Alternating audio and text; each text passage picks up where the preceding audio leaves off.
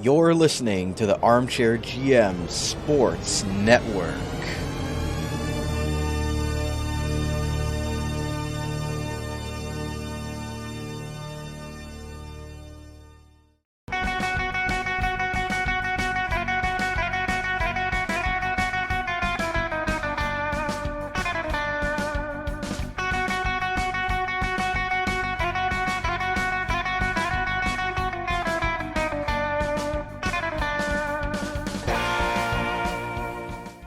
Time to sharpen those swords. You're listening to Sabres Semantics, a hard-hitting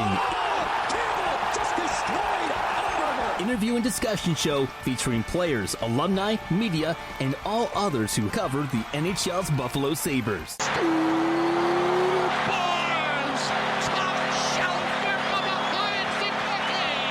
With interesting stories from the past and current objective analysis, this show is sure to provide an entertaining and unique perspective for both Sabres and hockey fans alike. Oh, brother, we are not worthy! Exclusively on the Armchair GM Sports Network. And we're back with Brantford Bulldogs head coach and Buffalo Sabres alumnus number 74, Jay McKee. Jay, really appreciate you taking the time to do this. Obviously, it's an exciting time for your Bulldogs club as a head coach, but obviously, great things going on in Buffalo as well right now. Just how excited are you to kind of watch that from afar, but also be an exciting time for yourself personally?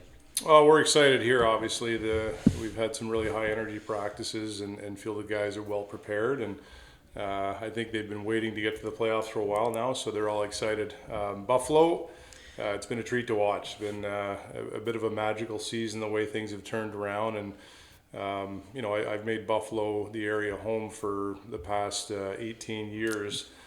So I've seen the highs and the lows and the energy around the city, the fans, it's coming back again, and it's like it was back in the old days. So it's got to be fun for the players, and I'm excited for them. Talk about how special that was for you, being able to go back for that Alumni Night 05-06. We know how special that team was.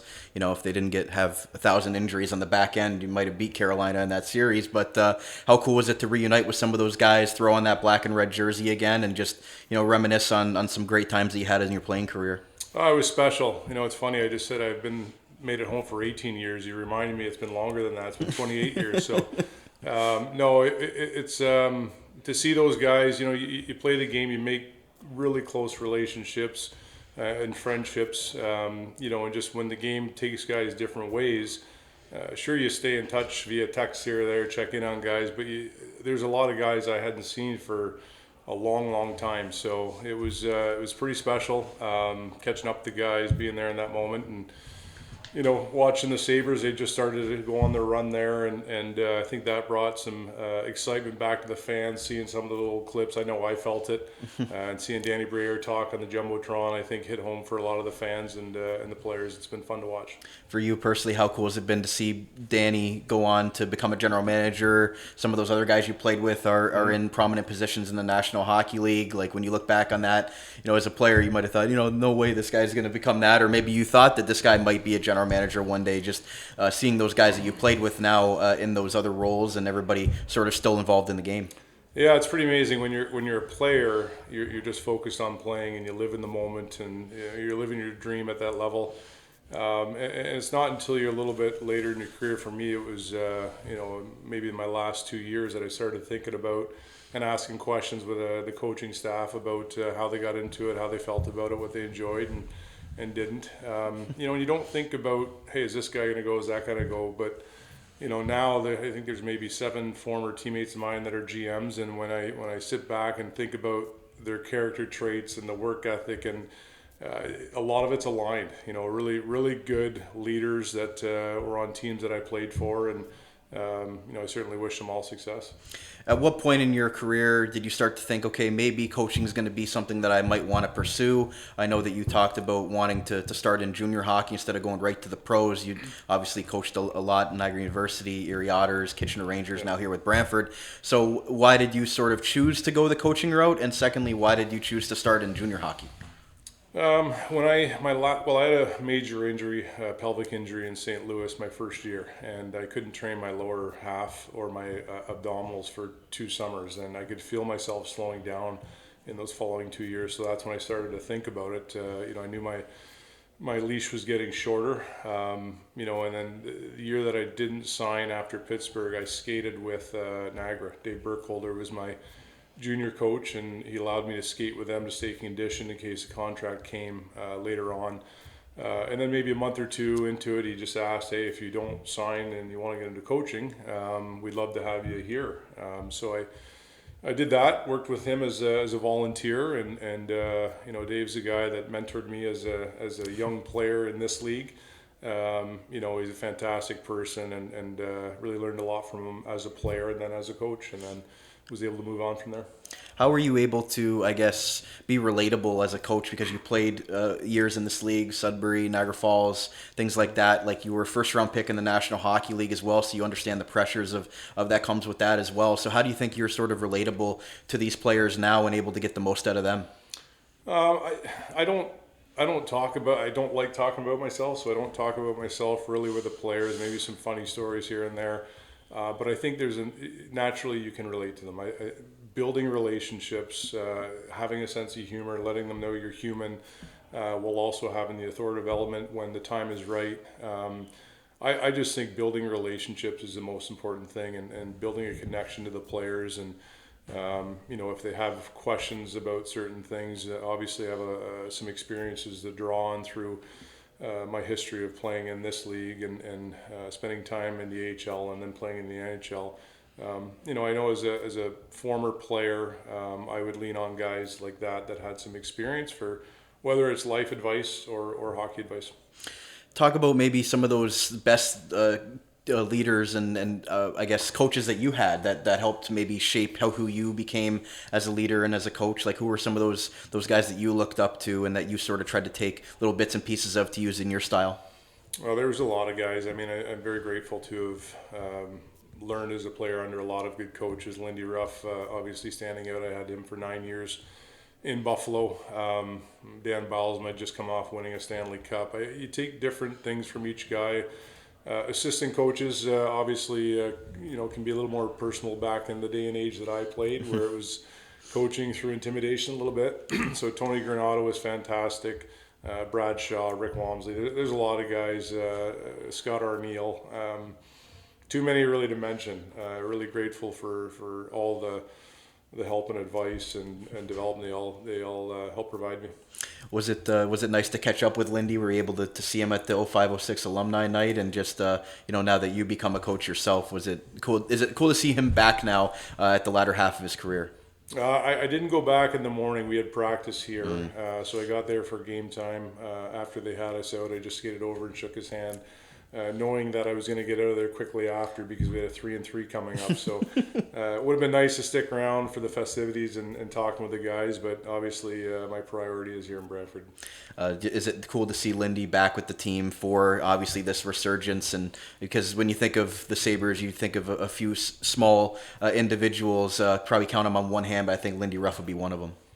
Yeah, I mean, Lindy, he's been doing it for a long time now. He's had success, and one of the best parts about coaching is, through your failures or struggles is where you have to find solutions. And I can't think of another coach that he's coached for so long and been through so many scenarios. If anyone's going to find a way through the struggles that Buffalo is going through, it's certainly a guy like Lindy. So I'm excited for the organization, excited for him. As a coach, I could just imagine going through those early struggles and finding a way to turn it around the way that they did is pretty special. And you were there from 1996 to 2006.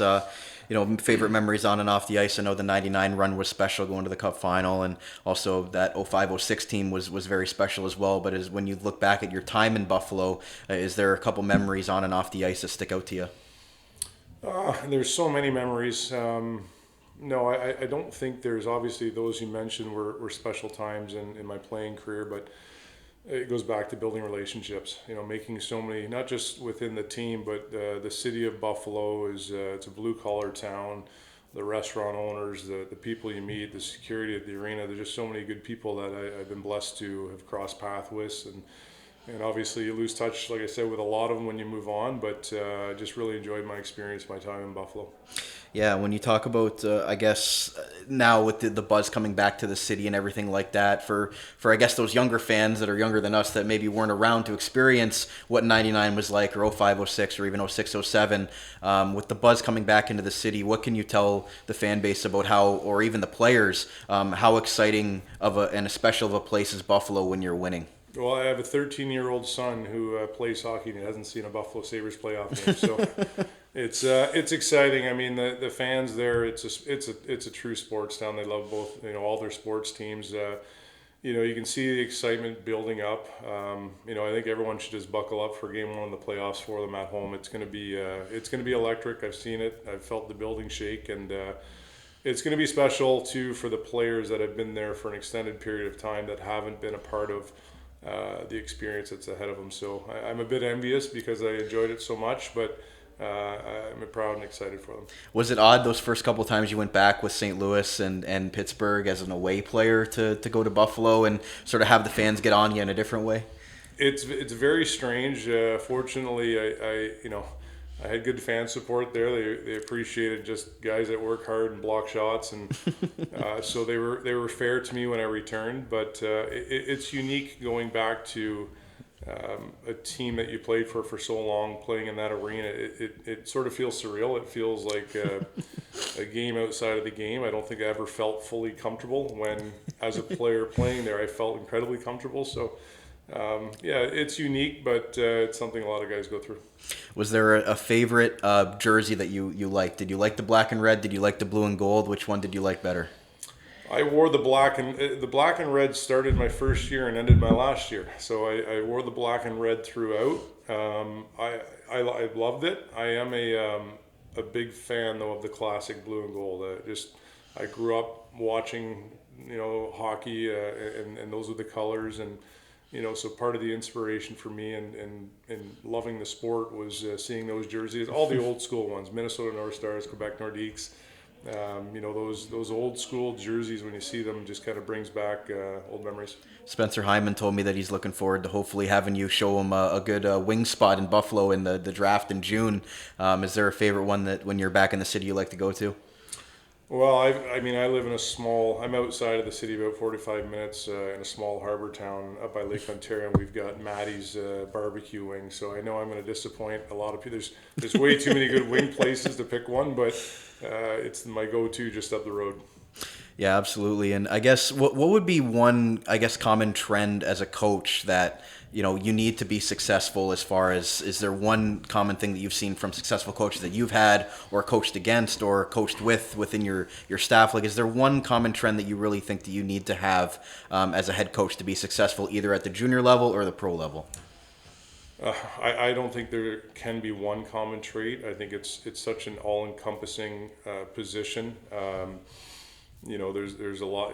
Relationships, obviously, I mentioned, is very important, but the work ethic, the attention to detail, the connection between your staff and the train. I mean, there's so much involved with being a head coach that number one, every head coach I'm sure embraces it. I'm not saying it's not fun. It's the best job. It's not a job, but it's the best thing to do in the world. But I couldn't point to one specific trait because you look at all the different great coaches that have coached in NHL history, and they're all so different. Every coach that I had at the NHL, very different personality traits, detailed traits, the way they press buttons or don't. So I couldn't pick one common denominator. Okay, fair enough. Talking about this Brantford team, it really looks like it's going to be a special season. You guys have high hopes, high expectations from yourself and outside pressures as well. How are you sort of been able to keep those guys together, focused, and getting the number one seed, the Hamilton Spectator Trophy, being, I guess, the top dog, so to speak, but knowing that you're going to get everybody's best effort game in and game out, getting through the entire regular season and now heading into playoffs. How have you been able to manage all the different changes and all of the new players coming in and out of the organization? Well, adversity is part of that leads to success. You have to go through challenging things, whether it's injuries, new players, new ownership, new staff. We focus one day at a time. I don't believe in pressure when you focus one day at a time. I'm grateful to have a fantastic staff alongside with me here. Ownership is incredible. and we have a great dressing room, a great culture in the room. So, when you go one day at a time, and as a coach, when you feel you have them very prepared, you've got a strong room, great execution, they connect. I don't feel pressure. So I don't want our players to as well. I feel when you go out there, you're prepared, you give everything you have, you come in focused, and you can, as a team, if each player can look in the mirror after and say they were focused, prepared, gave their effort, and their best performance possible on the ice. It's not about wins and losses to me. Success is a byproduct of just playing the right way and being prepared. I guess how much the ownership, how much does that play a factor into it as well? Obviously, the Andlauers, what they did for you in Hamilton, moving to Brantford here, and now with the Hyman family, how much has those relationships with those two ownership groups helped you, become the coach that you can, and give you all the resources possible to make this, such a sustainable or a winning organization? Well, the transition was seamless. Both fantastic ownership groups. I believe leadership starts at the top, and that starts with your ownership. Culture starts from the top. That begins with ownership, and it filters its way on down. So we're incredibly grateful here, very blessed. Michael Andlauer and what he did for this organization and bringing it here and building this facility and providing what he did for the organization was incredible. And obviously when you have a couple OHL championships to show for as an owner, you're doing things right. The Hyman group has been incredibly energetic, incredibly passionate. And like I said, it's been a seamless transition. They provide everything possible for these kids to have success. And we're in a spot I certainly love being. Absolutely, you're gonna have home ice advantage hopefully throughout the playoffs. But I guess, Jay, my last coaching related question for you is: let's say tomorrow, just for whatever reason, you decided to stop coaching. Tomorrow is your last day of ever coaching a game. I don't want to put that pressure on you, but you coach, over 300 wins in this league, 200 with the Bulldogs organization. How fulfilled and how just, I guess, happy would you be with what you've been able to accomplish after your obviously successful playing career, and now, as a coach, if you were to say, I'll hang him up tomorrow? Well, I won't hang him up tomorrow because I love doing what I do. I'm very happy with my family. I have wonderful children, a wonderful wife, the relationships, like I said, that I've built. I'm grateful for life. I'm looking forward to tomorrow. I love this job, and I certainly, like I said, I won't be hanging them up, but I just feel very fortunate for what the game has provided me and the relationships that I've made, and I'll continue this as long as I can. Developmental league for the players and the coaches as well, right? Maybe taking 100%. that next step level, or that next level at some point, is something that maybe you'd be interested down the road, but maybe with a couple more rings on your fingers, right, with the Bulldogs. No, I like I said, I love it here. I love this job. Yeah. My focus is here, and we're obviously, whether you're a player or a coach, you're in a sport where it's already taken me down a number of different paths, and I don't know what the future holds, but I do know how much I enjoy it here right now. Absolutely. So my last question for you: is there a favorite Rick Jeanneret moment that you had with Rick, or in passing, or a favorite call that you had of his? Oh, so many good calls. No, you know what? I think it wouldn't be one specific moment. For those who knew Rick on a personal level, just a really kind-hearted human being with an incredible sense of humor. He had a different joke every day, and I don't think I ever saw him without a smile. He was just lit up a room. He was a treat to be around, and I'm grateful that I had the opportunity to get to know him. What would be the message for the fans going down to RJ Way now that it's called for those block parties and everything that's hopefully going to come at the end of April? What would be your message to the Sabres fans to get ready for it? Now do you believe? No, it's exciting to watch what they're doing. I think the fans know, they can see it, they can feel it, and I'm just excited for the city. They deserve, they're such a passionate fan base that they deserve success. Absolutely. There's Jay McKee, head coach of the Brantford Bulldogs, top-seeded Brantford Bulldogs, and obviously Buffalo Sabres alumnus number 74. Jay, really appreciate you doing this. I know there's a lot of Sabres fans that still try to keep up with you and are excited to see your coaching career and then the success you've had. So best of luck down the stretch and continued success here. Thank you. I appreciate your time. Did you know that the global pet food stores in the Niagara region are all independently owned by members of the local community? We believe that pets are truly part of the family and are a source of joy in everyday homes around the world. Yet that living, loving experience usually doesn't happen all on its own, but takes extra effort to create and maintain. And we want you to know that the owners and staff at Global Pet Foods are always there to help you keep it going, any way we can, because we believe. We hope to see you at one of the following locations across Niagara: 3643 Portage Road in Niagara Falls, 160 Highway 20 in Font Hill, as well as 400 Scott Street in St. Catharines. Global Pet Foods, where pets are undeniably part of the family. You're listening to the Armchair GM Sports Network.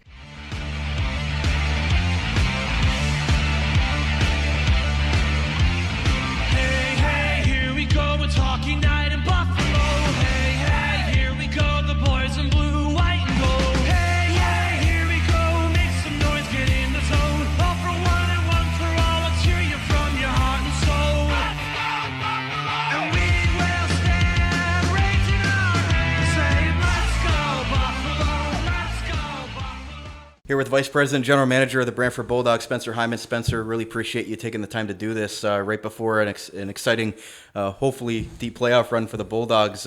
Here doing a sit down with obviously your head coach Jay McKee, Yep. great Sabres alumni as well. You know, a lot of people look back on his playing days, but his coaching career has almost been as impressive.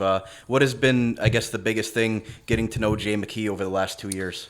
Yeah, Jay's been he's been awesome. You know, obviously just to come into the league as a new manager, to have a veteran presence behind the bench, a guy that has won a championship at this level. Couldn't have asked for a better guy to be my coach. Absolutely. And so what has sort of impressed you about Jay, getting to know him? Did you have any prior knowledge of him, relationship or anything like that? Because I know the hockey world is really small in that sense. So I guess what were your first impressions when you got to see him as a coach here? Yeah, you know what? Like, first impression, like meeting Jay is, he's a great human being, right? He's a great guy, very friendly. Obviously I knew of Jay, being a long-term NHL player and a veteran, played I think over 800 NHL games, which is unbelievable. And I watched the Sabres too. I follow them, obviously being close, and it was great. The one thing that I noticed through last year, down the stretch into playoffs, was just the calmness on our bench. My dad always said to me the number one trait that a coach will give your team is his personality. A team will always take on the coach's personality, and very happy that they're taking on Jay's because he's calm, he's stoic, he's humble.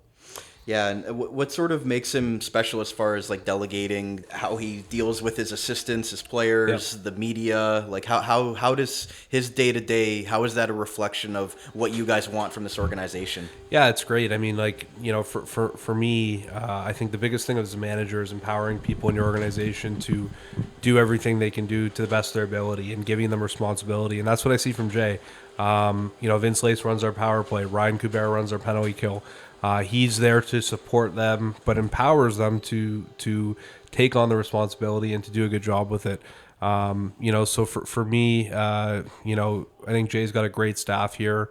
And he's unbelievable at leading them. I guess what would be one thing the general public wouldn't know about Jay McKee, just about his personality, how he carries himself? Because I know, in front of the camera, he tries to keep it low key, but I know he's got quite the personality off the ice. Yeah, he's a big kid, and at times probably you think he's still playing, right? But he's just a great person.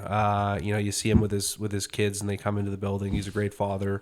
And just a guy that, you're really excited for these boys to get to learn from, not just on the ice, but off the ice. And for us, it's an honor that he's our head coach. I guess that's another thing, right? Because when you're such a successful coach at a developmental level, I know he might have had some looks in the past for pro jobs and things like that, but he stayed here in Brantford. If that does happen eventually down the road, just how happy would you be for him in that scenario to be able to obviously grow as a coach as well, just like the players? Yeah. Well, I mean, I don't want to lose him, obviously, but I also understand that the OHL is a development league. And when you're a player, a coach, a manager, working in the business staff, equipment staff, trainers, medical, you're developing to try and get to a higher level. And I think Jay's ready. At the end of the day, we want the best not only for our players but for our staff. And there's no question he's ready to be an NHL head coach. Yeah, just how special was that to see him recognized at the 05-06 Alumni Night, putting on that black and red 74 McKee jersey again, and just seeing him, sort of reflect on his playing career and be recognized for what was a special team at that time, and then maybe for him to just be recognized in Buffalo for all those great years he had. Yeah, it's awesome. I know that night meant a lot to him. I think it's more seeing your old buddies and teammates and guys you went to battle with and war with. And, I think when you're a part of a hockey team, you really understand that. And, getting to get back together with them and, in Buffalo, especially with the year that the Sabres are having, it's pretty cool, right? So we were excited for him, and it was great to watch that and see him, have success there. How has he sort of made the team better every day, managed and navigated through a lot of the changes? Obviously, you went out and acquired a lot of top-end players and trying to put everybody together, fit the pieces of the puzzle together in the best way. How do you think he sort of went about that as the season's gone on? A lot of new players in and out, and sort of tried to put it all together to try to be a championship-winning team. Yeah, well, I said this actually yesterday to someone, but I don't know if we go all in if Jay's not our head coach. I think our roster was ready. We had a lot of draft capital and a really good core coming back. But at the same time, as my dad always says, you can have a Ferrari, but if you can't drive stick, then the car doesn't go anywhere. So we've got great players, but a coach really molds the team. And I think Jay's done an unbelievable job. And I'd argue that it's harder to coach a team, with this much talent in the sense of managing people, and that's what a coach does. He manages people and expectations, than it is to just throw over 3 of your best players over the boards, right? So more fun, I would say, but at the same time, it's not an easy job, and he's done an unbelievable job this year. And just talk about like that team cohesiveness, team success for the betterment of the organization and things like that. Like when you've got so many top end players, getting them to buy in, it's sort of like you see at a tournament like a World Juniors where you have such great players, but it's fitting them all together. What do you think makes this group special that Jay has, and trying to put together that best lineup card to have you guys go far this year? Well, I mentioned it, as well before, but when you have a first round NHL player in the OHL, they've really accomplished everything they need to as an individual. You have to be a first round pick. You've likely had great statistics throughout your time in the OHL. You've had tremendous success as a player on the ice, but that doesn't mean you've had team success. Speaking to a lot of different people in the NHL, their expectation, what they like to see happen for a lot of their players is success and winning, because knowing how to win, is not easy. It's something you have to learn, going through a run, and that's why going back to, college hockey versus the CHL, and both are great paths if you go from the CHL to pro, or you go college hockey from CHL to college hockey to pro. But the one thing the CHL has is, and the NHL teams look at, these guys are going through a 68-game schedule, and then they're going through a 4-round war to win ultimately the Robertson Cup. So learning how to win is incredibly important. And, I think for our guys here, Jay's, again, he's always saying, we just have to play the right way. And if you play the right way, wins will come. And he's bang on. And lastly, I guess, if Jay were to stop coaching tomorrow for whatever reason, he's got over 300 wins in this league, over 200 with the Bulldogs organization. What do you think, I guess, in a few words, the lasting legacy that Jay would have on this organization? Well, I think he's far and away the best coach that the Bulldogs have ever had. I think he's already cemented his legacy within this franchise. I know he wants to complete the ultimate goal for our team and for his career, and really more so for our players, because I know that's how he thinks. But I think Jay's a special coach. I think he's more than deserving to be at the next level. And I know he's gonna go on his terms and a great organization and spot that's great for him. But if not, next year we'd be very happy, I would say, to get him back if we could. So, but I know he's got a lot of business that he wants to accomplish this spring first, and then we'll take it from there. Is he maybe going to show you a Buffalo wing place at the draft in Buffalo this June? Well, we went last year for the Combine. That's where we met with Adam Bannock and went to a nice restaurant there. So, Buffalo's a great city. Like, it's got lots of great restaurants, and especially in summer with the water and everything like that. I think it's one of the hidden gems in the States, and it takes a lot of unnecessary flack for no reason. But you see what's happening with the Sabres this year. Like, what a team, what a franchise, and like I said, it's a special hockey community. So great fans, best fans. Absolutely. Vice President and General Manager of the Brantford Bulldogs, Spencer Hyman. Spencer, really appreciate you welcoming us in today for this special interview, and best of luck to the Bulldogs down the stretch here, and hopefully going pretty far, and obviously with Jay at the helm. Yeah, I appreciate it, Brandon. Thank you very much. You're listening to the Armchair GM Sports Network.